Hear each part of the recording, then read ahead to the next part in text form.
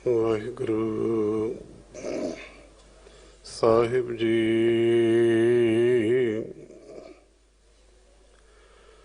हमारी प्यारी अमृत धारी गुरनिमुख न मनते टारी रे। दर्शन परसन सरसन हरसन रंग रंगी करतारी रे। खेन राम गुर गम हर दम नह जम हर कंठ नानक उर हारी रे। अमृत बाणी हर हर तेरी सुन सुन होवै परम गत मेरी। जलन बुझी शीतल होए मनुआ सतगुर का दर्शन पाए जियो। बाणी गुरु गुरु है बाणी विच बाणी अमृत सारे। गुर बाणी कह सेवक जन मानै परतख गुरु निस्तारे।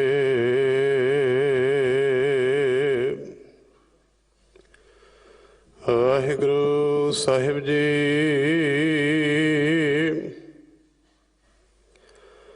अगम अनंत अनाद आद जिस कोई न जाने।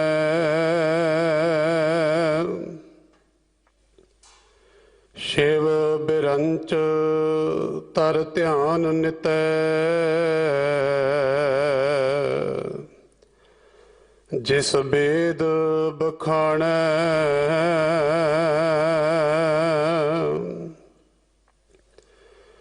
निरंकार निर्वैर अवर नहीं दूसर कोई।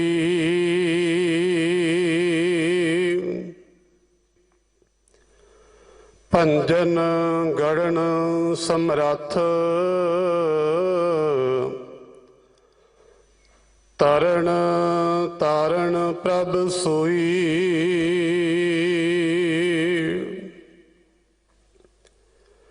नाना प्रकार जिन जग कियो जन मथुरा रसना रसै। श्री सतनाम करता पुरख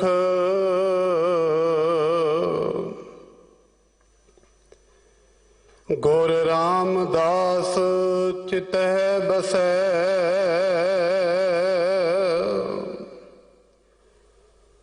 नाना प्रकार जिन जग कियो जन मथुरा रसना रसै।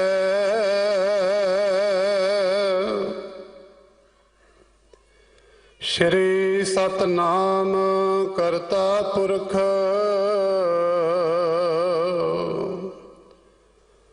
गुर रामदास चितै बसै।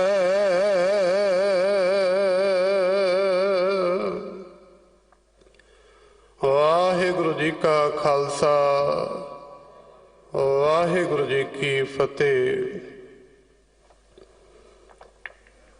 ये पावन बचन भट्ट साहबान दे सवैयां विचों जो धन धन साहिब श्री गुरु ग्रंथ साहिब महाराज जी दे पावन पवित्र अंग 1404 उपर सुभाईमान हैं।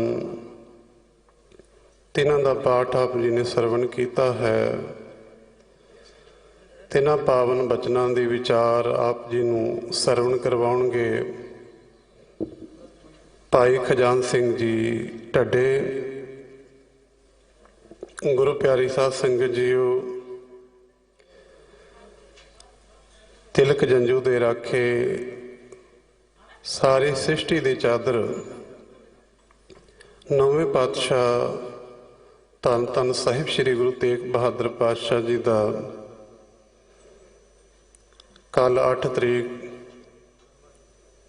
शहीदी गुरपुरब है। दिल्ली से गुरुद्वारा प्रबंधक कमेटी वालों भाई मतीदास जी, भाई सतीदास जी, भाई दयाला जी की याद विच गुरमत समागम अज गुरुद्वारा सीसगंज साहिब विखे करवाया जा रहा है, जिस विच पंथ दे प्रसिद्ध कीर्तनी प्रचारक पहुँच करके आप सरबत संगतां नूं गुर इतिहास गुरचरणों नाल जोड़नगे। उत्थे भी हाजरियां भर के हथीं सेवा करके गुरु की खुशियां प्राप्त करनियां। कल नौवें पातशाह धन गुरु तेग बहादुर पातशाह जी का शहीदी गुरपुरब है। इस संबंध विच भाई लखी शाह वणजारा हाल गुरुद्वारा रकाबगंज साहिब विखे अमृत वेले तो देर रात तक दीवान सजणगे। उत्थे भी आप सब बद संगतां ने बद चढ़ के हाजरियां भरनियां। गुरु घर की मर्यादा का असी ख्याल रखिए। जदों भी गुरु घर विच आओ सादे वस्त्र महंगे भावें जिन्ने मर्जी होण, खास करके बीबियां मातावां भैणां दा अध अधूरे वस्त्र पा के आउणा इसकी सख्त मनाही है। नौजवान बच्चे जो दुमाले दस्तारां सजाण की बजाय छोटियां जिहियां पटकियां जां जोड़ा अपनी गीची विच करके वो अपनी वड्याई समझते हैं। बेनती है कि सोहने दुमाले सोहणियां दस्तारां सजा के गुरु घर विच आओ। जोड़े घर विच तुसीं सेवावां करदे हो, होर भी सेवावां निभाउंदे हो। सोहणे दुमाले सोहणियां दस्तारां सजा के आओगे, गुरु दीयां खुशियां प्राप्त करोगे। आओ अगले समय लिए प्यार सत्कार नाल जुड़ करके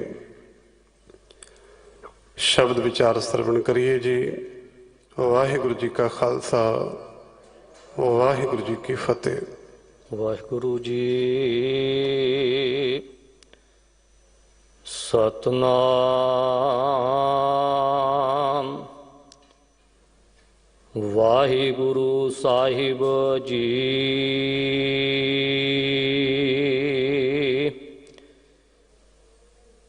तुद आगे अरदास हमारी, जियो पिंडा सब तेरा। कहो नानक सब तेरी वड्याई, कोई नाओ न जाने मेरा। कृपा करो दीन की दाते, मेरा गुण अवगण ना विचारो कोई। माटी का क्या तोपै स्वामी, मानुष की गत एही। एक उत्तम पंथ सुनियो गुर संगता, तिही मिलंत जम त्रास मिटाई। एक अरदास पाठ कीरत की, गुर रामदास राखो शरनाई।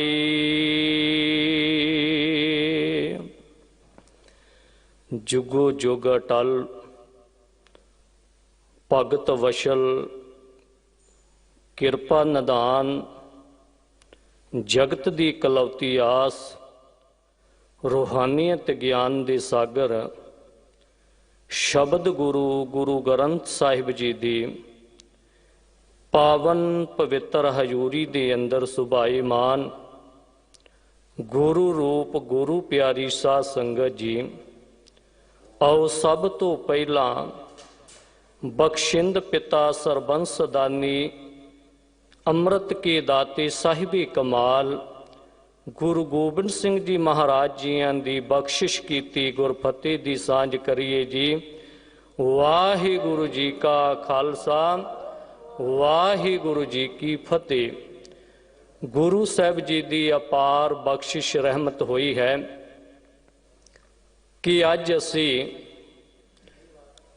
साहिब श्री गुरु हरकृष्ण साहब जी महाराज जियां दे पावन स्थान गुरुद्वारा श्री बंगला साहब जी विखे नेम दे नाल हाजरियां भर के जिथे दास तो पहला रागी साहबाना दे कोलों अलाही बाणी तुरकी बाणी दे कीर्तन सरवण कीते, आसा जी दी वार दे जाप कीर्तन दे रूप विच सरवण कीते ने। उत्थे चल रही लड़ीवार कथा दे विचार दे विच अज आपां गुरु रामदास महाराज जियां दी बख्शिश प्राप्त करन वाले भट्ट साहबाना दे जो उन्हां दे अंदर गुरु साहब प्रति अथाह प्यार शरधा अते जो इस अस्थान तो आके उन्हां ने ग्रहण किया, उन्होंने कलम दे राही उस अकाल पुरख पिता वल्लों नाजल होया ज्ञान जो कलम दे नाल लिख के संसार नूं उस दे उपदेश अनुसार जीवन बतीत करन वास्ते जो ये वड्डी सेवा उन्हां कमाई है, उस रचना दे विच गुरु रामदास महाराज जियां दे अंदर उस अकाल पुरख दे वासे नूं भट्ट साहबान जी अज दे सवैये विच दर्शाउंदे कि प्रतख तौर ते वो अकाल पुरख पिता जी जिहड़ा संसार दा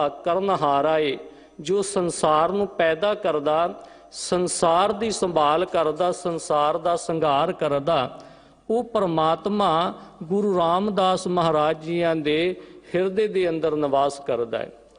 सो ये विचार आपां जिहड़ी अज दे इस शब्द दे अंदर जो गुरु साहब जी कृपा करके अपनी सेवा आप लै लैन, ते मैं नाल ये भी बेनती करां कि जिस अस्थान दे उपर बैठे है, जिस गुरु हरकृष्ण महाराज जियां दे दर दे उपर असीं औड़े है, मैं इत्थों गल आरंभ करके फिर इस अपने प्रकरण दे वल आवांगा, क्योंकि गुरु हरकृष्ण साहब जी महाराज जिन्हां दे परथाए गुरु गोबिंद सिंह जी महाराज जियां दे वो महान रचना जो असी अरदास दे रूप दे अंदर पढ़ते हैं, रोज ही पढ़ते हैं, श्री हरकृष्ण ते आई है जिस डिठै सब दुख जाए, कि जिस गुरु हरकृष्ण साहब जी महाराज जियां नूं आराधन दे नाल उन्हां दा ध्यान धरन दे नाल संसार दे आद व्याद दे दुख जिहड़े ने उन्हां दा नाश हो जांदा है।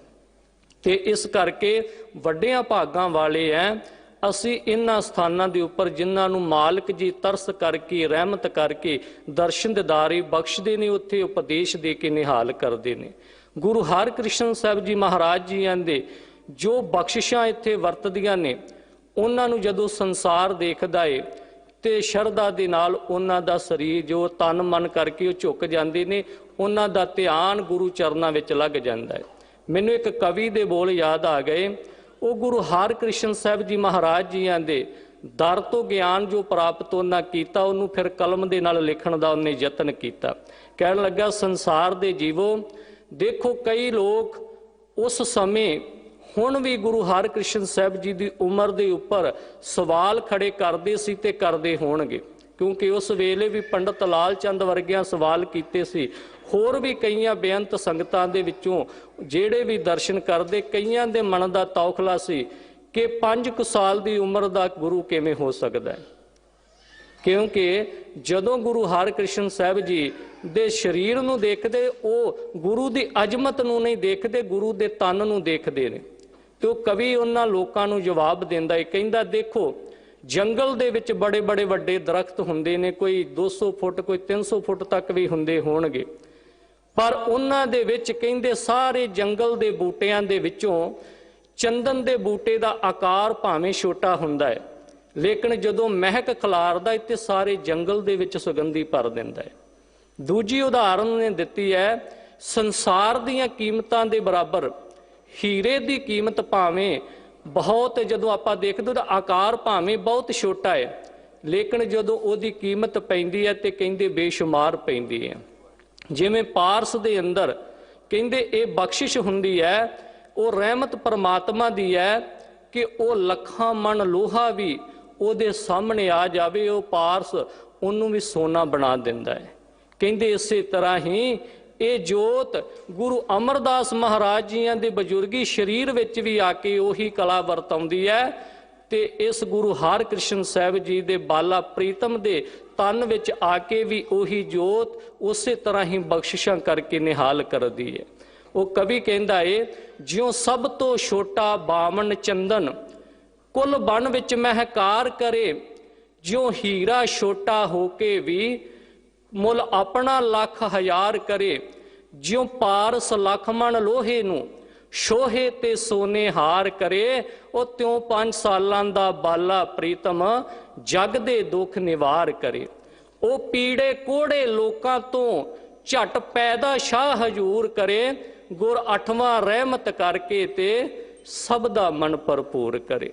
सो उस महाराज गुरु हरकृष्ण साहब जियां दे 80 अस्थानां दे उपर गुरु साहब जी दी रहमतां जो प्राप्त करन दे वास्ते पहुंचे है, ते लड़ीवार कथा दे अंदर जो आप जी ने भाई साहब जी तो शब्द सरवण किया है, अगम अनंत अनाद आद जिस कोई ना जाड़े। मैं एक इत्थे बेनती करां, गुरु रामदास महाराज जियां दे अंदर गुण देख के भट्ट साहबान गुरु साहबाना की महिमा नूं बयान करते हैं, पर इस सवैये दे अंदर नाल नाल आपां देखांगे ते बहुत सारे अल्फाज परमात्मा दे परथाए वरते ने, क्योंकि गुरु रामदास महाराज जी दी अजमत परमात्मा ते गुरु करके संसार दे विच होई है। क्योंकि मैं नहीं कह रहा, जदों गुरु रामदास महाराज जियां दे गुरु बन तो परंतु उन्हां दे बचन आपां पढ़दे हैं ते गुरु रामदास महाराज जी आप बयान करते ने, कहंदे ने जो हमारी विद होती मेरे सतगुरा, साबिद तुम हर जान हो आपे, हम रोलते फिरते कोई बात ना पूछता, गुर सतगुर संग कीरे हम थापे। गुरु रामदास महाराज जी आप ये गल कह रहे हैं। सो इस करके इत्थे आरंभ वालियां पंक्तियां दे अंदर भट्ट मथरा जी बयान करते ने उस अकाल पुरख दे गुणां नूं, उस अकाल पुरख महाराज जियां दे गुणां नूं, जिन्हां दे परथाए आपां जदों जपजी साहब जी दा पाठ करदे है ना, अनेकां ही पौड़ियां विच उस मालिक दी महिमा दा गायन कीता गया। मैं ते एक होर बेनती इस दे नाल ही लगदी करदा जावां कि जपजी साहिब सानू सिख रहत मर्यादा अनुसार जो श्री अकाल तख्त साहब जी तो आपां उस मर्यादा नूं मनदे हैं, प्रकाशित हुई मर्यादा नूं अपनाउणे है, अपनाउणा है, ये साडा मुढ़ला फर्ज बनदा है। उस दे अंदर भी सानू जदों असीं पढ़दे हैं ते जपजी साहब अमृत वेले दी बाणी विच पढ़न दा भी हुक्म है। जदों अमृत संचार हुंदा उदों भी जपजी साहब जी दा पाठ हुंदा है। असी रोज़ नितनेम विच जपजी साहब दा पाठ करते हैं, पर मैं बेनती करा जदों ध्यान ला के आपां बाणी पढ़ीए ना, ते इस जपजी साहब जी की बाणी दे विच बड़ियां बरकतां ने। जिन्ना जिन्ना असी इस बाणी की विचार की डुंगियाई दे विच जावांगे, साडे सवालों के जवाब, साडियां मुश्किलों के हल, परमात्मा के बेअंत गुणां दे बारे सानू जपजी साहब जी तो बहुत कुछ मिल जाता है। उस मालक अकाल पुरख जी बारे जिस बारे गुरु नानक साहब जी कहते साचा साहिब साच नाए भाख्या भाव अपार आखे है मंगे है देह देह दात करे दाता। जिस मालक दे बारे क्या अंत न सिफती कहन ना अंत अंत न करना देन ना अंत। उस मालक दे इन्ने गुण ने कि जिहदे बारे गुरु ग्रंथ साहब जी दे आपां बचन पढ़दे ऊच अपार बेअंत स्वामी कौन जाने गुण तेरे गावते उधरे सुनते उधरे। जिन्ने भी गाउण वाले भी आराधन वाले भी उस मालक दे गुणां नूं गायन करके जीवन दे विच उधार कर जांदे ने। सो इस करके उस अकाल पुरख वाहिगुरू दे गुणां नूं गायन करके असीं उस मालक दे नाल आपां अपने जीवन नूं सफलिया करिए। इस बाणी दे अंदर यही समझाउण दा भट्ट साहिबानां दा सानूं अज जिहड़ा मेन जिहड़ा उपदेश है वो यही है। क्यों ये परमात्मा दे गुणां दे नाल असीं जुड़ना परमात्मा दे नाल मिलाप क्यों करना है उहदे बारे धन गुरदेव जी कहंदे इस करके क्योंकि साडा सारियां दा मूल परमात्मा वाहिगुरू जी है। असी परमात्मा दे ही पैदा कीते हुए है। जदों गुरु नानक साहब जियां दे बचन पढ़दे हुक्मी होवन आकार हुक्म ना कहिया जाए। उस वाहिगुरू दी पैदाइश है उसे मूल दा ही असी हिस्सा हाँ ते सानू उस मालक दे नाल मिलन दे वास्ते मिलाप हो जावे उहदे वास्ते ही सानू गुरु ज्ञान गुरु सिक्ख्या गुरु उपदेश सानू इसे जीवन दे विच अगवाई करदा है कि साडा जीवन सफला हो जावे संसार तो फिर असी निरंकार दे नाल मिल सकीए।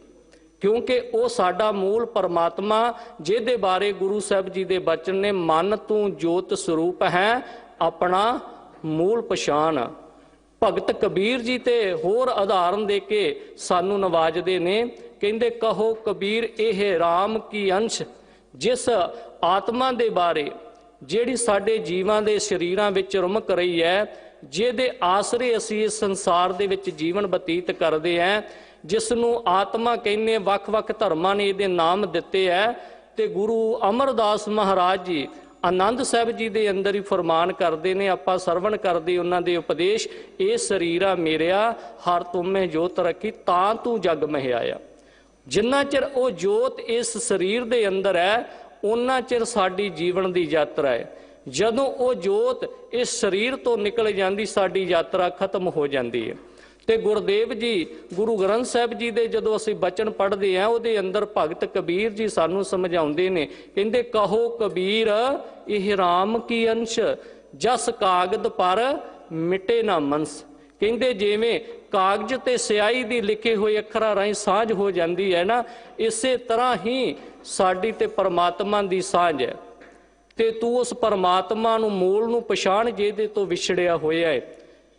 ते इस तो पहला जे आपां गहराई दे नाल देखीए गुरु ग्रंथ साहब जी दी पावन बाणी दी विचार करिए ते गुरु सवारियों मिलिया उहदे नाल जांदा जिहदे नाल विछोड़ा पिया होवे ते विछोड़ा भी उहदे नाल पैंदा जिहदे नाल किते साडा पहला मेल होवे। क्योंकि जिहदे नाल साडा मेल नहीं उहदे विछोड़े दा सानू एहसास भी नहीं हुंदा। हुण दुनिया दे विच करोड़ां जीव ने असीं सारियां दे विछोड़े दा एहसास नहीं करदे। असी केवल उन्हां दा करदे हां जिहड़े साडे नाल मिले हुंदे ने। ते विछोड़े दा दुख किड्डा है। धन गुरु ग्रंथ साहब जी दे बचन असी पढ़दे हैं गुरु साहब जी सानू अगवाई करके साडी नवाजदे ने। कहंदे दुनिया दे विच चार तरह दे दुख जिहड़े हुंदे ने मनुख नूं परेशान करदे ने। वो किहड़े ने? कहंदे पहला दुख जिहड़ा वो विछोड़े दा है, दूजा दुख जिहड़ा वो भुख दा है, तीजा बंदे नूं दुख है कि मेरी मौत ना हो जावे जमा दा डर है, ते चौथा दुख जिहड़ा है वो साडे शरीर नूं कोई बीमारी ना लग जावे ये है। चवां दुखां तो पंजवां दुख ते असीं कदी देखदे नहीं। ते गुरु साहब जी कहंदे ने विछोड़े दा दुख जिहड़ा ये भी बड़ा प्रबल हुंदा है। कईयां नूं संसार दे विच धीआं पुत्रां दा विछोड़ा, किसे नूं मां बाप दा विछोड़ा, किसे नूं भैण भरा दा, किसे नूं अपने खुसे होए तन दा विछोड़ा कि जिहड़े अंग बेकार हो जाण, ਉਹਦੇ ਕੰਮ ਦੇ ਵਿੱਚ ਨਾ ਆਉਣ ਤੇ ਉਹਦੇ ਵੀ ਉਹ ਘਾਟ महसूस करदा है।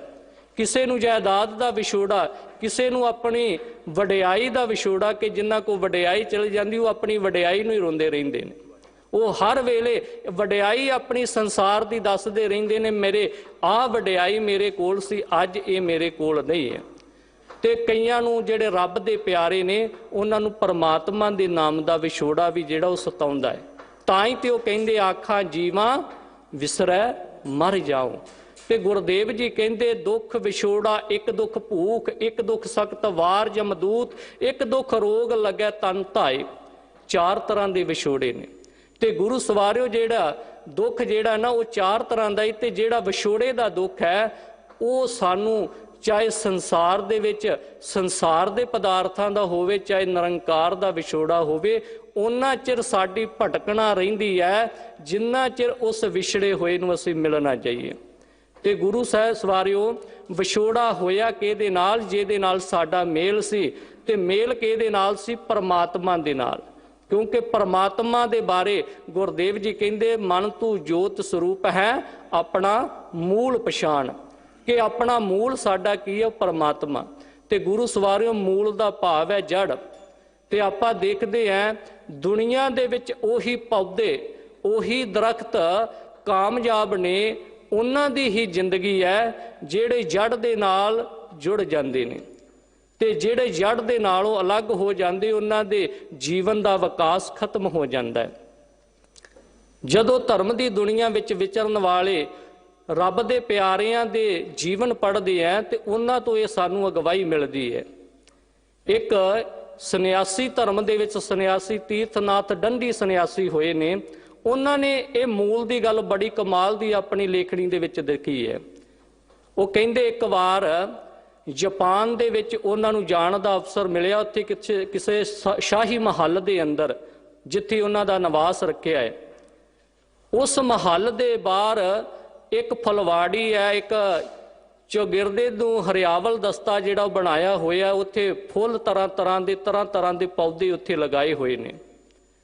ਹੁਣ ਉਹ ਕਹਿੰਦੇ ਕਿ ਸੰਨਿਆਸੀ ਜੀ ਲਿਖਦੇ, ਕਹਿੰਦੇ ਮੈਂ ਇੱਕ ਇੱਕ ਪੌਦਾ ਜਿਹੜਾ ਗਮਲਿਆਂ ਦੇ ਵਿੱਚ ਬੂਟਾ ਲਗਾਇਆ, ਇੱਕ ਇੱਕ ਨੂੰ ਨਿਹਾਰਦਾ ਜਦੋਂ ਕੁਝ ਖਾਸ ਕਿਸਮ ਦੇ ਪੌਦਿਆਂ ਦੇ ਕੋਲ ਗਿਆ ਜਿਨ੍ਹਾਂ ਦੀ ਉਚਾਈ ਤਕਰੀਬਨ 3-4 ਫੁੱਟ ਦੀ ਹੋਵੇਗੀ। ਕਹਿੰਦੇ ਉਹਨਾਂ ਦੇ ਪ੍ਰਤੀ ਬੜੀ ਕਸ਼ਿਸ਼ ਹੈ, ਜਾਣਨ ਦੀ ਇੱਛਾ ਹੋਈ। ਉੱਥੇ ਜਿਹੜਾ ਮਾਲੀ ਸੀ ਉਹਨੂੰ ਪੁੱਛਿਆ, ਸਾਰੇ ਫੁੱਲਾਂ ਪੌਦਿਆਂ ਦੀ ਜਾਣਕਾਰੀ ਲੈਂਦਿਆਂ ਕਹਿੰਦੇ ਜਦੋਂ ਮੈਂ ਉਸ ਬੂਟਿਆਂ ਦੇ ਬਾਰੇ ਪੁੱਛਿਆ ਕਿ ਇਹ ਬੂਟੇ ਕਿੱਥੋਂ ਆਏ ਨੇ, ਉਹਨਾਂ ਦੱਸਿਆ ਫਲਾਣੇ ਪਹਾੜ ਤੋਂ ਆਏ ਨੇ।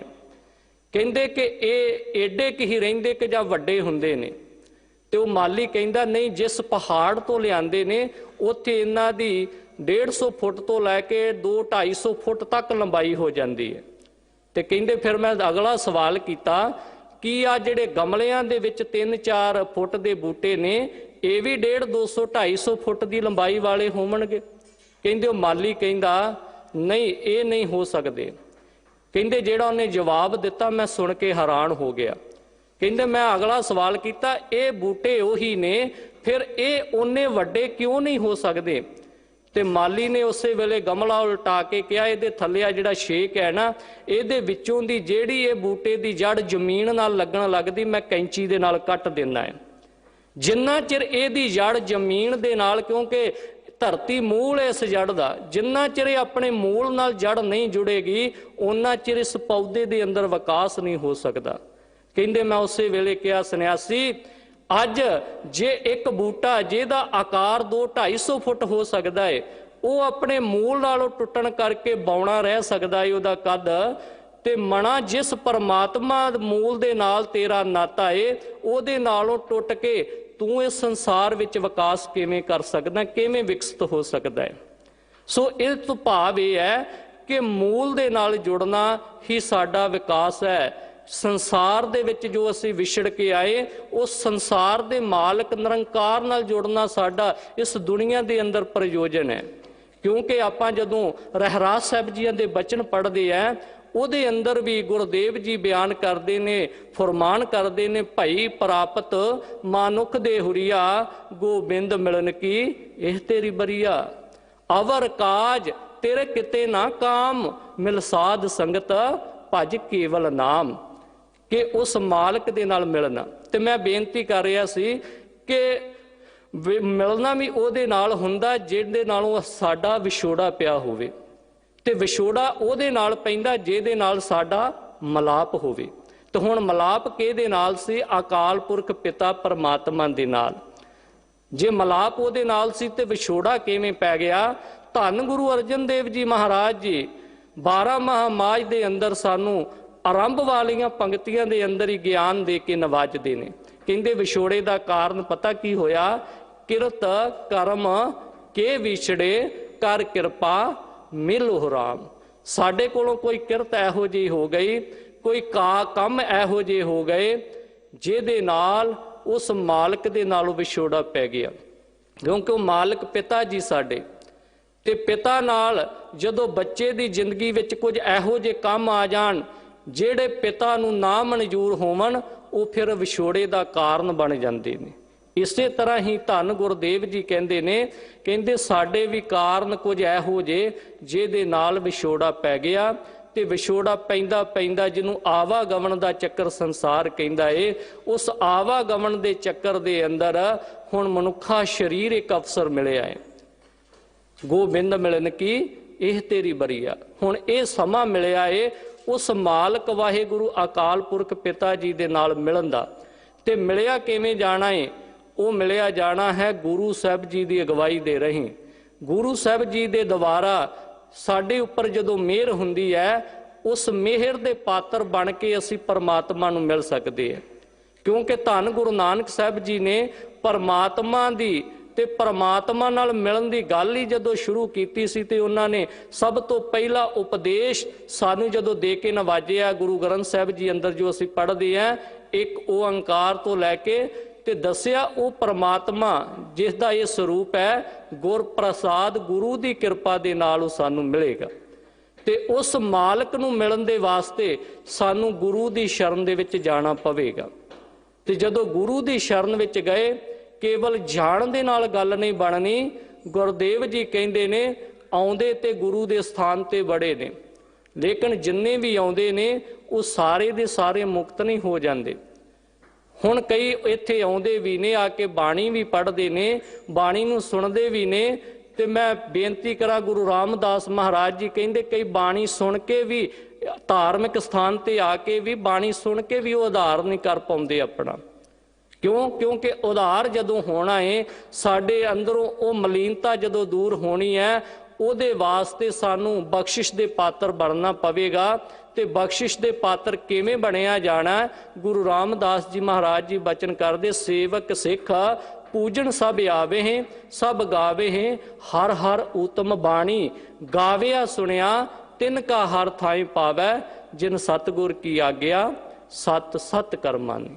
ਜਦੋਂ ਅਸੀਂ ਗੁਰੂ ਦੀ ਆਗਿਆ ਸਤ ਕਰਕੇ ਉਸ ਮਾਲਕ ਦੇ ਚਰਨਾਂ ਦਾ ਧਿਆਨ ਧਰਾਂਗੇ, ਉਦੋਂ ਫਿਰ ਦੁਨੀਆ ਦੇ ਵਿੱਚ ਆਪਣੇ ਦਾਅਵੇ ਖਤਮ ਹੋ ਜਾਵਣਗੇ।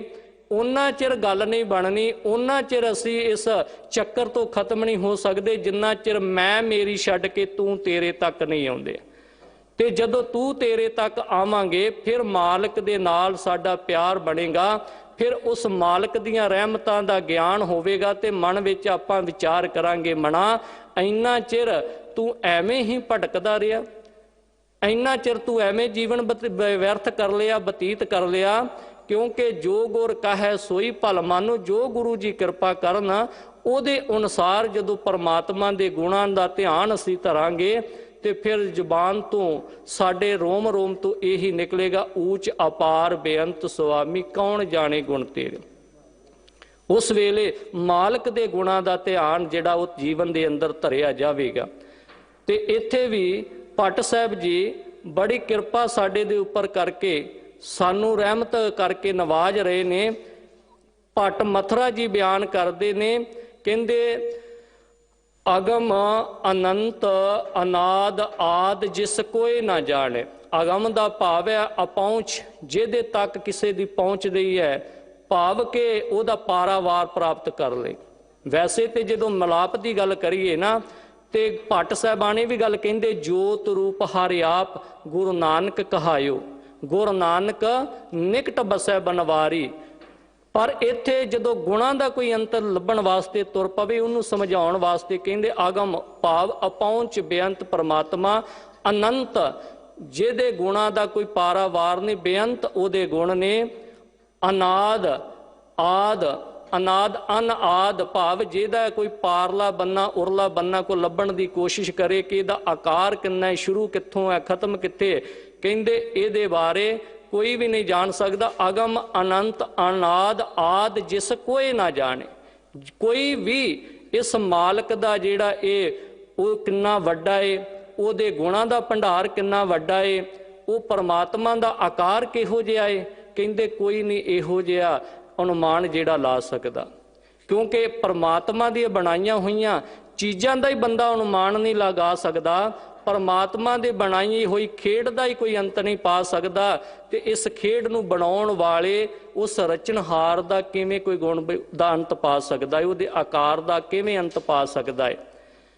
ਗੁਰੂ ਸਾਹਿਬ ਜੀ ਦੇ ਆਪਾਂ ਰਹਿਰਾਸ ਸਾਹਿਬ ਜੀ ਦੇ ਅੰਦਰ ਬਚਨ ਪੜ੍ਹਦੇ ਆ ਕਿ ਬੇਅੰਤ ਮੇਰੇ ਵਰਗੇ, ਇਹ ਗੱਲ ਕਹੀ ਜਾਂਦੇ ਪਰਮਾਤਮਾ ਬੇਅੰਤ ਹੈ, ਅਗੰਮ ਹੈ, ਗੋਚਰ ਹੈ, ਪਰ ਹੈ ਕਿੱਡਾ ਵੱਡਾ, ਕਹਿੰਦੇ ਅੱਜ ਤੱਕ ਕੋਈ ਨਹੀਂ ਜਾਣ ਸਕਿਆ। ਸੋਹਣਾ ਵੱਡਾ ਆਖੈ ਸਭ ਕੋਏ, ਕੇਵਡ ਵੱਡਾ ਡੀਠਾ ਹੋਏ, ਕੀਮਤ ਪਾਏ ਨਾ ਕਹਿਆ ਜਾਏ, ਕਹਿਣੇ ਵਾਲੇ ਤੇਰੇ ਰਹੇ ਸਮਾਏ। ਵੱਡੇ ਮੇਰੇ ਸਾਹਿਬਾਂ ਗਹਿਰ ਗੰਭੀਰਾ, ਗੁਣੀ ਗਹੀਰਾ, ਕੋਈ ਨਾ ਜਾਣੇ ਤੇਰਾ ਕੀਤਾ ਕੇਵੜ ਚੀਰਾ। ਚੀਰੇ ਦਾ ਭਾਵ ਕਿ ਉਹਦਾ ਅੰਤ ਤਹਿ ਤੱਕ ਕੋਈ ਨਹੀਂ ਜਾਣ ਸਕਦਾ। ਤੇ ਇੱਥੇ ਭੱਟ ਸਾਹਿਬਾਨ ਵੀ ਇਹੀ ਗੱਲ ਕਹਿ ਰਹੇ ਨੇ ਕਿ ਉਸ ਮਾਲਕ ਅਪਹੁੰਚ ਬੇਅੰਤ ਗੁਣਾਂ ਦੇ ਮਾਲਕ, ਜਿਹਦਾ ਕੋਈ ਆਦ ਨਹੀਂ, ਜਿਹਦੇ ਬਾਰੇ ਕੋਈ ਜਾਣ ਨਹੀਂ ਸਕਦਾ ਕਿ ਉਹਦਾ ਪਾਰਾਵਾਰ ਕਿੱਡਾ ਵੱਡਾ ਏ, ਉਸ ਮਾਲਕ ਜਿਸ ਨੂੰ ਸ਼ਿਵ ਬਰੰਚ ਧਰ ਧਿਆਨ ਨਿਤੈ ਜਿਸ ਵੇਦ ਬਖਾਣ, ਕਹਿੰਦੇ ਕਿ ਜਿਸ ਨੂੰ ਸ਼ਿਵ ਜੀ ਬ੍ਰਹਮਾ, ਬਰੰਚ ਦਾ ਭਾਵ ਹੈ ਬ੍ਰਹਮਾ, ਸ਼ਿਵ ਜੀ ਬ੍ਰਹਮਾ ਆਦਿਕ ਜਿੰਨੇ ਵੀ ਧਾਰਮਿਕ ਪੁਰਸ਼ ਨੇ ਲਗਾਤਾਰ ਨਿਤ ਧਿਆਨ ਸਦਾ ਉਹਦਾ ਧਿਆਨ ਲਗਾਉਂਦੇ ਨੇ, ਉਹਦਾ ਸਿਮਰਨ ਕਰਦੇ ਨੇ। ਜਿਸ ਵੇਦ ਬਖਾਣ ਹੈ, ਜਿਹਦੇ ਗੁਣਾਂ ਦਾ ਗਾਇਨ ਵੇਦ ਆਦਿਕ ਗ੍ਰੰਥ ਵੀ ਕਰਦੇ ਨੇ, ਉਹ ਮਾਲਕ ਜਿਹਦਾ ਗਾ ਕੇ ਗੁਣ ਗਾ ਕੇ ਅਸੀਂ ਉਹਦੇ ਗੁਣਾਂ ਨੂੰ ਗ੍ਰਹਿਣ ਤੇ ਕਰ ਸਕਦੇ, ਉਹਦਾ ਅੰਤ ਨਹੀਂ ਅਸੀਂ ਪਾ ਸਕਦੇ। ਉਸ ਮਾਲਕ ਜਿਹਦੇ ਬਾਰੇ ਗੁਰਦੇਵ ਜੀ ਕਹਿੰਦੇ ਨੇ ਨਿਰੰਕਾਰ ਨਿਰਵੈਰ ਅਵਰ ਨਹੀਂ ਦੂਸਰ ਕੋਈ, ਭਾਵ ਕਿ ਨਿਰੰਕਾਰ ਦਾ ਭਾਵ ਹੈ ਆਕਾਰ ਰਹਿਤ, ਜਿਹਦਾ ਕੋਈ ਆਕਾਰ ਨਹੀਂ। ਕਿਉਂਕਿ ਨਿਰਗੁਣ ਰੂਪ ਦੇ ਵਿੱਚ ਉਸ ਮਾਲਕ ਵਾਹਿਗੁਰੂ ਦਾ ਕੋਈ ਆਕਾਰ ਨਹੀਂ, ਸਰਗੁਣ ਰੂਪ ਦੇ ਵਿੱਚ ਉਹ ਸਾਰਿਆਂ ਦੇ ਵਿੱਚ ਸਮਾਇਆ। ਸਭ ਮਹਿ ਜੋਤ ਜੋਤ ਹੈ ਸੋਏ। ਆਸਾ ਜੀ ਦੀ ਵਾਰ ਦੀ ਪਹਿਲੀ ਪੌੜੀ ਦੇ ਅੰਦਰ ਵੀ ਅਸੀਂ ਪੜ੍ਹਦੇ, ਆਪੀ ਨੇ ਆਪ ਸਾਜਿਓ, ਆਪੀ ਨੇ ਰਚਿਓ ਨਾਉ, ਦੁਈ ਕੁਦਰ ਸਾਜੀਏ ਕਰ ਆਸ ਡਿਠੋ ਚਾਓ। ਕਿ ਉਹ ਮਾਲਕ ਸਾਰਿਆਂ ਤੋਂ ਨਿਰਗੁਣ ਰੂਪ ਵਿੱਚ ਨਿਰਲੇਪ ਹੈ, ਸਰਗੁਣ ਕਰਕੇ ਉਹ ਸਾਰਿਆਂ ਦੇ ਵਿੱਚ, ਸਭਨਾ ਦੇ ਵਿੱਚ ਉਹ ਮਾਲਕ ਦੀ ਜੋਤ ਰੁਮਕ ਰਹੀ ਹੈ। ਤੇ ਗੁਰਦੇਵ ਜੀ ਕਹਿੰਦੇ ਨੇ ਉਹ ਪਰਮਾਤਮਾ ਜਿੱਥੇ ਆਕਾਰ ਰਹਿਤ ਹੈ ਉੱਥੇ ਉਹ ਨਿਰਵੈਰ ਵੀ, ਉਹਦਾ ਕਿਸੇ ਨਾਲ ਵੈਰ ਨਹੀਂ ਹੈ। ਕਈ ਵਾਰ ਅਸੀਂ ਸੰਸਾਰਕ ਪਦਾਰਥਾਂ ਦੇ ਰਿਸ਼ਤਿਆਂ ਦੇ ਮੋਹ ਦੇ ਵਿੱਚ ਆ ਕੇ ਜਦੋਂ ਕੋਈ ਸਾਨੂੰ ਦੁੱਖ ਦਾ ਸਮਾਂ ਆ ਜਾਂਦਾ ਹੈ, ਕਈ ਵਾਰ ਅਸੀਂ ਕਈ ਜੀਵਾਂ ਦੇ ਮੂੰਹਾਂ ਦੇ ਮੁਖ ਤੋਂ ਉੱਪਰ ਇਹ ਗੱਲ ਸੁਣਦੇ ਹਾਂ ਕਿ ਪਰਮਾਤਮਾ ਬੜਾ ਡਾਢਾ, ਉਹਨੇ ਬੜਾ ਵੱਡਾ ਵੈਰ ਕਮਾਇਆ। ਗੁਰੂ ਸਵਾਰਿਓ, ਜਦੋਂ ਦੁੱਖ ਆ ਜਾਂਦਾ ਏ ਉਹ ਦੁੱਖ ਪਰਮਾਤਮਾ ਨੇ ਨਹੀਂ, ਉਹ ਸਾਡੇ ਕੀਤੇ ਹੋਏ ਕਰਮਾਂ ਦਾ ਹੀ ਨਤੀਜਾ ਹੈ। ਕਿਉਂਕਿ ਗੁਰੂ ਨਾਨਕ ਸਾਹਿਬ ਜੀ ਬਚਨ ਕਰ, ਦੱਦਾ ਦੋਸ਼ ਨਾ ਦੇਉ ਕਿਸੈ, ਦੋਸ਼ ਕਰਮਾਂ ਆਪਣਿਆ, ਜੋ ਮੈਂ ਕੀਆ ਸੋ ਮੈਂ ਪਾਇਆ, ਦੋਸ਼ ਨਾ ਦੀਜੈ ਅਵਰ ਜਣਾ। ਉਹ ਪਰਮਾਤਮਾ ਨਿਰਵੈਰ ਹੈ, ਅਵਰ ਨਹੀਂ ਦੂਸਰ ਕੋਈ। ਤੇ ਕਹਿੰਦੇ ਕਮਾਲ ਦੀ ਗੱਲ ਇਹ, ਉਹਦੇ ਵਰਗਾ ਦੂਜਾ ਹੈ ਵੀ ਇਸ ਦੁਨੀਆ ਦੇ ਵਿੱਚ ਕੋਈ ਨਹੀਂ। ਕਿਉਂਕਿ ਏਵਡ ਉੱਚਾ ਹੋਵੇ ਕੋਏ, ਤਿਸ ਉੱਚੇ ਕੋ ਜਾਣੇ ਸੋਏ। ਕਹਿੰਦੇ ਉਹਦੇ ਪਰਮਾਤਮਾ ਦੇ ਗੁਣਾਂ ਦਾ ਪਾਰਾਵਾਰ ਉਹੀ ਪਾ ਸਕਦਾ ਹੈ ਜਿਹੜਾ ਉਹਦੇ ਬਰਾਬਰ ਦਾ ਹੋਵੇ। ਤੇ ਗੁਰਦੇਵ ਮਥੁਰਾ ਜੀ ਭੱਟ ਜੀ ਕਹਿ ਰਹੇ ਨੇ, ਕਹਿੰਦੇ ਉਹਦੇ ਵਰਗਾ ਇਸ ਦੁਨੀਆ ਦੇ ਵਿੱਚ ਹੋਰ ਕੋਈ ਹੈ ਹੀ ਨਹੀਂ। ਤੇ ਉਹ ਪਰਮਾਤਮਾ ਵਾਹਿਗੁਰੂ ਜਿਹਦੇ ਬਾਰੇ ਅੱਗੇ ਭੱਟ ਸਾਹਿਬਾਨ ਜੀ ਬਿਆਨ ਕਰਦੇ ਨੇ, ਭੰਜਨ ਗੜਨ ਸਮੱਥ, ਭਾਵ ਕਿ ਜਿਹੜਾ ਪਰਮਾਤਮਾ ਜੀਵਾਂ ਨੂੰ ਪੈਦਾ ਕਰਨ, ਉਹਨਾਂ ਦੀ ਪਾਲਣਾ ਕਰਨ ਤੇ ਉਹਨਾਂ ਦਾ ਸੰਘਾਰ ਕਰਨ ਦੀ ਸਮਰੱਥਾ ਰੱਖਦਾ ਹੈ। ਗੁਰੂ ਸਵਾਰਿਓ, ਭਾਵੇਂ ਮਨੁੱਖ ਆਪਣੇ ਆਪ ਦੇ ਵਿੱਚ ਇਹ ਕਿੰਨਾ ਵੀ ਆਪਣੇ ਜੀਵਨ ਦੇ ਵਿੱਚ ਇਹ ਗੱਲ ਨੂੰ ਅਪਣਾ ਲਵੇ ਕਿ ਸਾਰੇ ਕਾਰਜ ਮੈਂ ਕਰਦਾ ਹੈ। ਅੱਜ ਦੁਨੀਆ ਦੇ ਵਿੱਚ ਸਾਰੇ ਜਿੰਨੀਆਂ ਸੁੱਖ ਸਹੂਲਤਾਂ ਨੇ ਇਹ ਮੇਰੇ ਕਰਕੇ ਨੇ, ਮੇਰੀ ਹੀ ਬਦੌਲਤ, ਮੇਰੇ ਉਦਮ ਦੇ ਨਾਲ। ਹਾਂ, ਉਦਮ ਕਰਨਾ ਗੁਰੂ ਸਾਹਿਬ ਜੀ ਦੇ ਘਰ ਦਾ ਉਪਦੇਸ਼ ਹੈ, ਉਦਮ ਕਰਨਾ ਚਾਹੀਦਾ, ਲੇਕਿਨ ਉਦਮ ਦੇ ਨਾਲ ਹੰਕਾਰ ਲੈ ਆਉਣਾ ਕਿ ਮੇਰੇ ਦੁਆਰਾ ਹੋਇਆ, ਗੁਰਦੇਵ ਜੀ ਕਹਿੰਦੇ ਇੱਥੇ ਫਿਰ ਜੀਵਨ ਦਾ ਵਿਕਾਸ ਰੁਕ ਜਾਂਦਾ ਹੈ।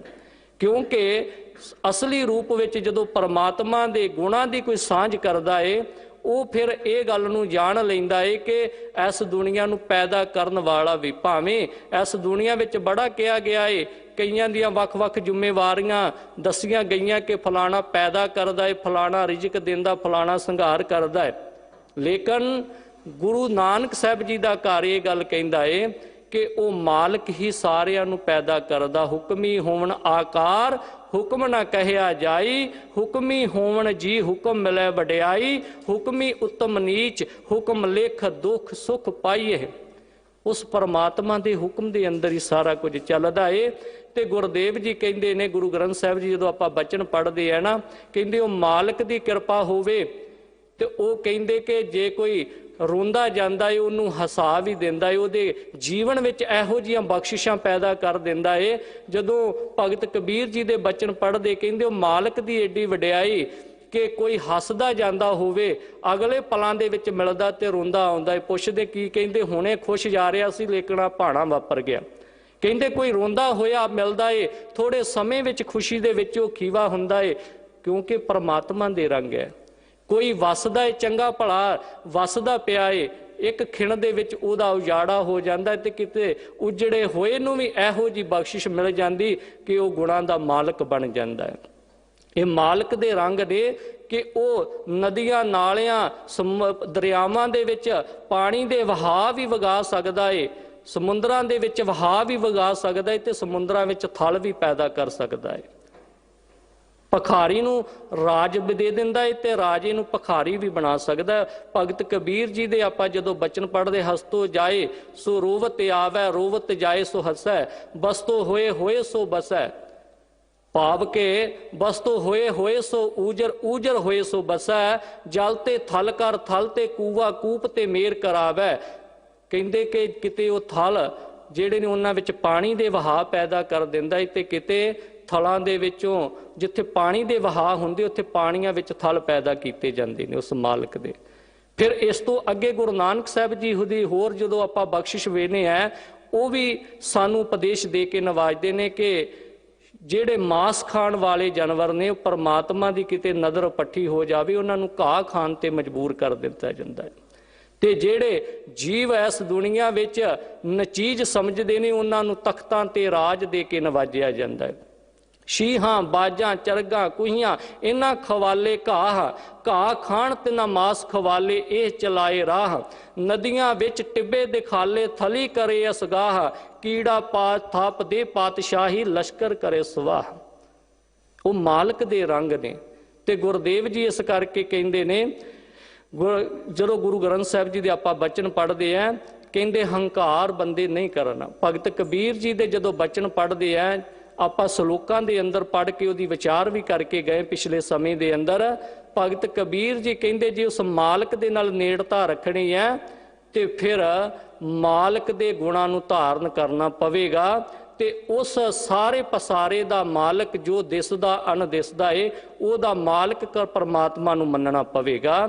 ਤੇ ਭੱਟ ਮਥੁਰਾ ਜੀ ਕਹਿੰਦੇ ਉਹ ਪਰਮਾਤਮਾ ਜੋ ਭੰਜਨ ਗੜਨ ਸਮੱਥ, ਤਰਨ ਤਾਰਨ ਪ੍ਰਭ ਸੋਈ, ਤਰਨ ਦਾ ਪਾਵੈ ਜਹਾਜ਼, ਕਿ ਉਹ ਮਾਲਕ ਜਿਹੜਾ ਜੀਵਾਂ ਨੂੰ ਪੈਦਾ ਕਰਦਾ, ਜਿਹੜਾ ਸੰਭਾਲ ਕਰਦਾ, ਜਿਹੜਾ ਸੰਘਾਰ ਕਰਦਾ, ਜੋ ਸੰਸਾਰ ਨੂੰ ਤਾਰਨ ਵਾਸਤੇ ਬਖਸ਼ਿਸ਼ ਦਾ ਜਿਹੜਾ ਗੁਣਾਂ ਦਾ ਜਹਾਜ਼ ਤਿਆਰ ਕਰਕੇ ਸੰਸਾਰ ਨੂੰ ਉਸ ਨਾਮ ਰੂਪੀ ਬੇੜੇ ਦੇ ਰਾਹੀਂ ਸੰਸਾਰ ਤੋਂ ਪਾਰ ਕਰ ਦਿੰਦਾ ਹੈ, ਉਹ ਮਾਲਕ ਜਿਸ ਦੇ ਬਾਰੇ ਅੱਗੇ ਭੱਟ ਮਥੁਰਾ ਜੀ ਕਹਿੰਦੇ ਨਾਨਾ ਪ੍ਰਕਾਰ ਜਿਨ ਜਗ ਕੀਓ। ਨਾਨਾ ਦਾ ਭਾਵ ਕਈ ਪ੍ਰਕਾਰ, ਕਈ ਤਰ੍ਹਾਂ ਦੇ ਤਰੀਕਿਆਂ ਦੇ ਨਾਲ ਇਸ ਸੰਸਾਰ ਨੂੰ ਮਾਲਕ ਪੈਦਾ ਕਰਦਾ ਹੈ। ਕਿਉਂਕਿ ਜਦੋਂ ਆਪਾਂ ਬਚਨ ਪੜ੍ਹਦੇ, ਜੀ ਜਾਤ ਰੰਗਾ ਕੇ ਨਾਵ ਸਭਨਾ ਲਿਖਿਆ ਵੜੀ ਕਲਾਮ, ਰੰਗੀ ਰੰਗੀ ਭਾਂਤੀ ਕਰ ਕਰ ਜਿਨਸੀ ਮਾਇਆ ਜਿਨ ਉਪਾਏ। अनेक रंगां दीयां किस्मां दे जीवां नूं वो पैदा करदे ने, फिर उन्हां जीवां नूं पैदा करके उन्हां दी पालना भी करदे ने। किसी नूं पत्थरां दे विच पैदा करके पत्थरां दे विच भी उन्हां नूं रिजक दे के नवाजदे ने। जंगलां दे विच पैदा करके उन्हां नूं जंगलां विच ही उन्हां दी खुराक दा प्रबंध करदे, उन्हां दे पालन पोषण दा प्रबंध वो मालक जी आप करदे ने। ते गुरुदेव जी गुरु नानक साहब जी दे जदों असीं बचन पढ़दे है कि वो मालक जिहदे बेअंत गुण ने, उस मालक दे नाल जदों साडा नाता जुड़ जावे तो फिर इस संसार दे अंदर संसार दी खेड नूं समझिया जा सकदा, वो समझ फिर दे आउंदी है। ते इत्थे भी भट्ट जी कहंदे नाना प्रकार जिन जग कीओ, नाना प्रकार जिन जग कीओ, जन मथुरा रसना रसै।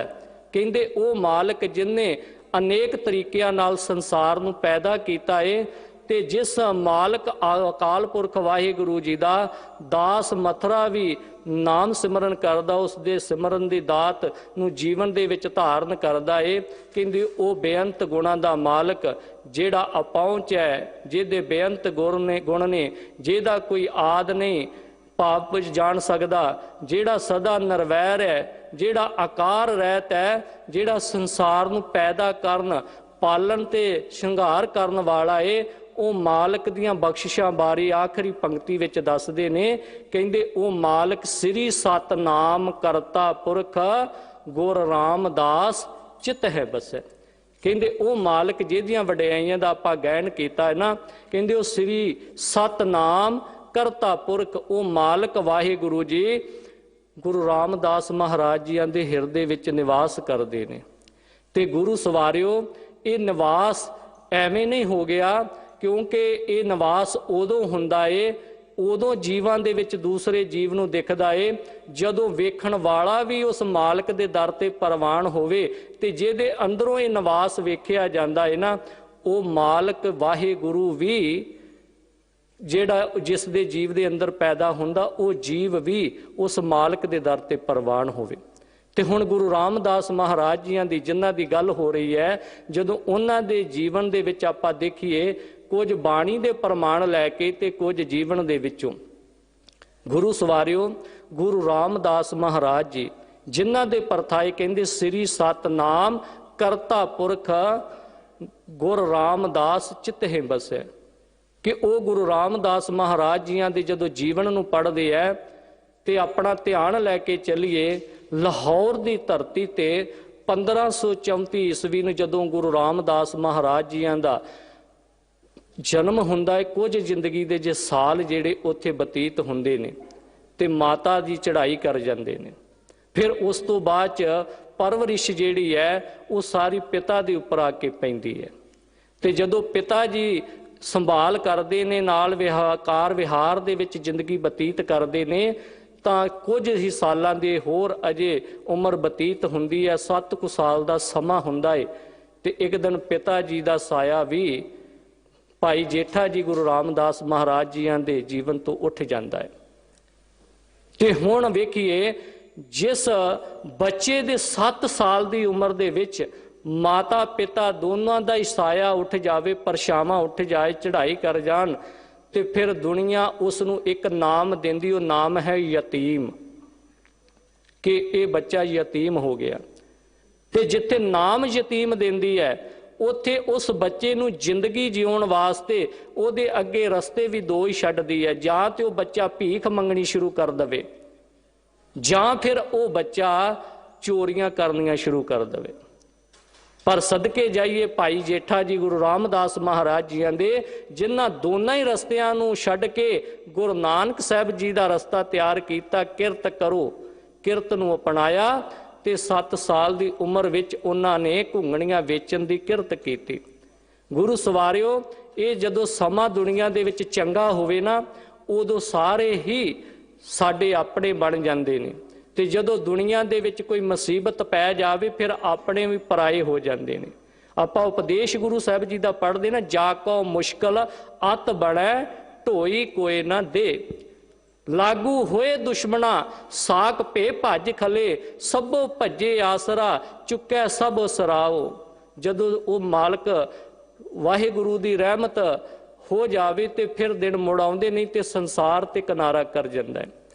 तो एक कवि दे बोल बड़े सुंदर ने, इहदे नाल टुकदे ही कवि लिखदा है, कहंदा विच सुखां दे दुनिया नेड़े हो बहिंदी, परखे जान सज्जण उस वेले जद बाजी पुठी पैंदी। जदों दिन थोड़े उल्टे हो जान ते सारे साथ छड़ दिंदे ने, पर उस वेले फिर साथ बनदा है भाई जेठा जी का बाबा अमरदास जी दे नाल।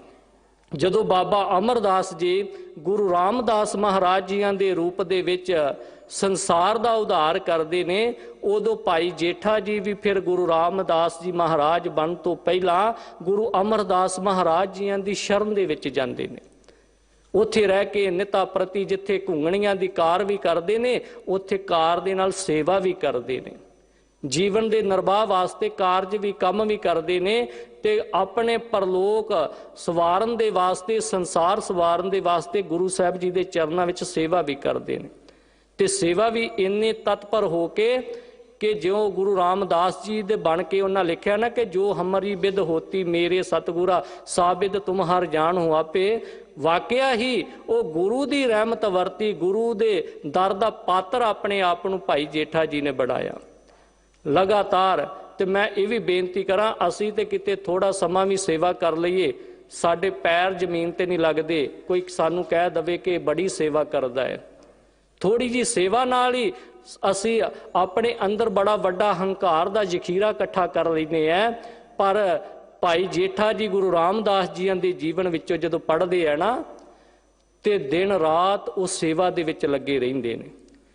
गोइंदवाल साहब बौली का निर्माण हो रहा है, रात का समा है, भाई बल्लू आदिक सिखां नूं लैके गुरु अमरदास महाराज जी जदों वो सारे उस इलाके दे विच विचर रहे ने, ते देखते ने कोई लालटन दी रोशनी दे नाल उत्थे कोई बंदा जिहड़ा विचरदा पिया है। भाई बल्लू नूं पुछया पता करो कौन है, आके दस दे, कहंदे गुरु साहब जी वो अपना जेठा है।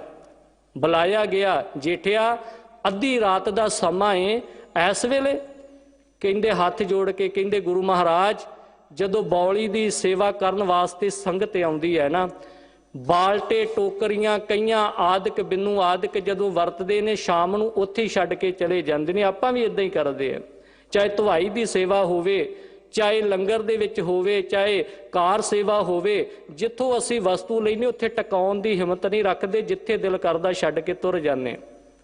इदां ही जदों संगत शाम नूं चले जांदी है, तो मैं रोज़ ही ये सारा समान एक जगह ते इकट्ठा करदा कि जदों सवेरे संगत आवे उन्होंने कोई मुश्किल ना आवे। तो महाराज अज संगत बहुत आई सी, मैं उन्हां दी सेवा दे विच लगा रहा, देर हो गई, मैं आराम कर लगा सी, मैनूं पता लगा, फिर मन विच आई मना सारे समान की संभाल कर, सवेरे संगत नूं मुश्किल ना आवे। ते उस वेले गुरु अमरदास जी जानी जान उन्होंने कहिंदे ने, कहिंदे जे दूजे छड्ड के चले गए तो तैनूं एडी की लोड़ सी इकट्ठा करन दी। ते भाई जेठा जी कहिंदे मेरा घर है, तो इस घर दे विच सफाई रखना मेरा फर्ज बनता है। तो गुरु अमरदास जी मुस्कुरा के कहिंदे जेठिया तेरा घर है, तो हाथ जोड़ के कहन लगा मालक जी भावें इस घर का मालक नहीं है मैं, पर इस घर का गुलाम तो हाँ, इस घर का सेवक तो हाँ, इस घर का सेवादार तो हाँ। सेवादार का फर्ज बनता है अपने मालक की वफादारी करनी। इहो जिहियां बख्शिशां धारण करके भाई जेठा जी तो गुरु रामदास महाराज जी बने सन, जिन्हां दे अंदर भट्ट मथुरा जी कहिंदे श्री सतनाम करता पुरख गुरु रामदास चित हैं बसे। उस गुरु रामदास महाराज जियां दी महिमा नूं बयान भट्ट मथुरा जी कर रहे ने, तो मैं चंद मिनटां दे अंदर जो होर बचदे ने, जिवें आप जियां नूं सिंह साहब जी होना ने बेनतियां दे राही दस्सिया कि गुरु तेग बहादुर महाराज जियां दे शहीदी दे जो ये दिन असीं मना रहे हैं, तो गुरु तेग बहादुर पातशाह महाराज जियां दे आपां जीवन दे बारे बहुत पढ़िया, बहुत सुनिया, तो आपां विचार ये करनी कि गुरु तेग बहादुर महाराज जी जिस परम लक्ष्य के वास्ते शहादत दे के गए ने, उस परम लक्ष्य नूं असीं प्राप्त करन दा यतन करिए। गुरु तेग बहादुर साहब जियां दे जदों आपां शहादत दे बारे पढ़दे है, उन्हां दीआं बरकतां दे बारे पढ़दे है, ते गुरु गोबिंद सिंह जी महाराज जियां दे बचन ने तेग बहादुर सिमरिया घर नौ निद आवै धाए। ते जो भी गुरु तेग बहादुर महाराज जियां नूं सिमरदा है, उन्हां दा ध्यान करदा, जीवन दीआं मुश्किलां उन्हां दीआं हल हो जांदियां ने। वेखो कश्मीर दे पंडित जां हिंदुस्तान भारत दे पंडित जां जिन्ने भी औरंगजेब दे सताए हुए सन, उन्हां सारिਆਂ ਨੂੰ ਧਰਵਾਸ ਦੇਣ ਲਈ गुरु तेग बहादुर महाराज जी ने संसार दे खास करके भारत दे खित्ते दे विच विचरे ने। ते आप जी गुरु साहब जी की बाणी दी विचार करोगे पढ़ोगे, बहुत सारी जदों बाणी विच शब्द हिंदी दे वरते ने, इस तो पता लगदा सारे संसार नूं कह रहे ने, सारे भारत नूं भी जिथे जा जा के समझा रहे ने, भै काहू को देत नह भै मान तान। क्योंकि गुरु नानक साहब जी का घर ये गल कहंदा, जे जीवै पत लथी जाए सब हराम जेता किश खाए। ते गुरु तेग बहादुर महाराज जी भी ये गल कहंदे ने, ना डरना ते ना डराउणा। समय दा बादशाह डराउंदा पिया है। कश्मीर दे पंडित उत्थे आए ने, साडे लखारी गवाही भरदे ने, दुखी विपर कश्मीर के चल आए पूरी आनंद, बाहां हमारी पकड़िए श्री हर गोबिंद के नंद। आके फिर बेनती की करते ने, कहते गुरु साहब जी साडे उपर जिहड़े जुल्म हो रहे ने ਉਹਦੇ वास्ते तुसी ही कोई हल दस सकते हो। बेनतियां जोधड़ियां आके करते ने, कहते ने उदाहरणा वेखो किड्डियां कमाल दियां दिंदे ने। कहते गज के बंधन काटन हारे तू गुरु नानक है अवतारे, जिम द्रौपदी की रखी लाज दियो सवार सदामे काज, फिरत आए प्रभ थारे थक परियो हों तेरे द्वारे। हे मालिक जी हुण साडे ते किरपा करो, सानू साडी अगवाई करके साडा मार्गदर्शन करो जी साडा। गुरु तेग बहादुर महाराज जी ने उस वेले कहा सी, कहंदे जाओ उस बादशाह दे कोल सुना भेज दो, जे गुरु तेग बहादुर जी नूं तुसीं मुसलमान बनाओगे असीं सारे बन जावांगे। हुण समा बतीत होया, गुरु तेग बहादुर महाराज जी की गिरफ्तारी हुंदी है, दिल्ली विच शहादत हुंदी है। शहादत दे समय नाल ये भी फरमान है कि इन्हां दे शरीर दे टुकड़े कट के शहर दे दरवाजियां दे बाहर टंग दिते जाण, तां कि कोई ये औरंगजेब दे राज विच कोई इहो जी गल होर ना कर सके।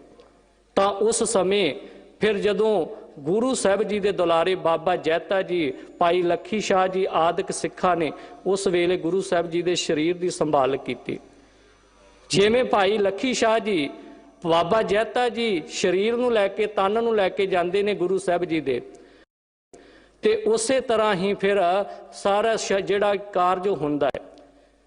सो उस गुरु तेग बहादुर महाराज जियां दे आपां शहीदी दिवस भी अज मना रहे हैं। बहुत बहुत धन्यवाद। गुरु साहब जी कृपा करन। गाविया सुनिया गुरु साहब जी थाए पाउण जी। बहुत धन्यवाद सिंह साहब जियां दा, गुरु रूप प्यारी साध संगत जी दा। देहो सज्जन सीसड़ियां ज्यों होवे साहब स्यो मेल। वाहिगुरु जी का खालसा वाहिगुरु जी की फतेह।